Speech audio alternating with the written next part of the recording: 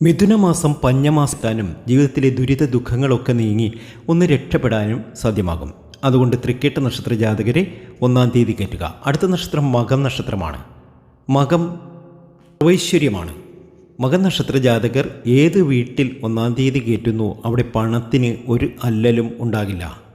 ശ്രമം നടത്തിയാൽ തീർച്ചയായും നല്ല ധനവരം ഉണ്ടാകും. ഏറ്റവും അധികം ഭാഗ്യമാണ്, ഏറ്റവും അധികം ഉയർച്ചയാണ്. ഈ നക്ഷത്രങ്ങളിൽ ജനിച്ച സ്ത്രീ നക്ഷത്ര ജാതകർ വീട്ടിൽ 1-ാം തീയതി കയറുന്നത് ശുഭകരമാണ്.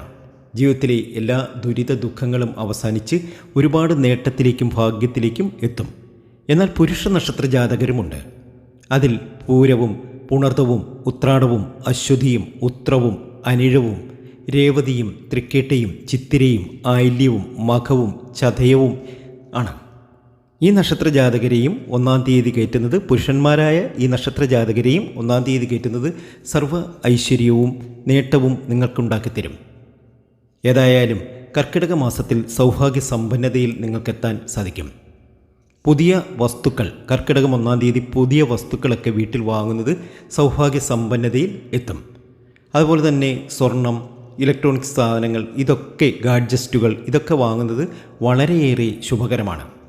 മധുര പലഹാരങ്ങൾ വീട്ടിലേക്ക് കൊണ്ടുവരുന്നതും സൗഭാഗ്യ സമ്പന്നതയിൽ എത്തും. പഞ്ചസാര, തേൻ ഇതൊക്കെ വാങ്ങിക്കൊണ്ടുവരുന്നത് ഐശ്വര്യം കൊണ്ടുവരും.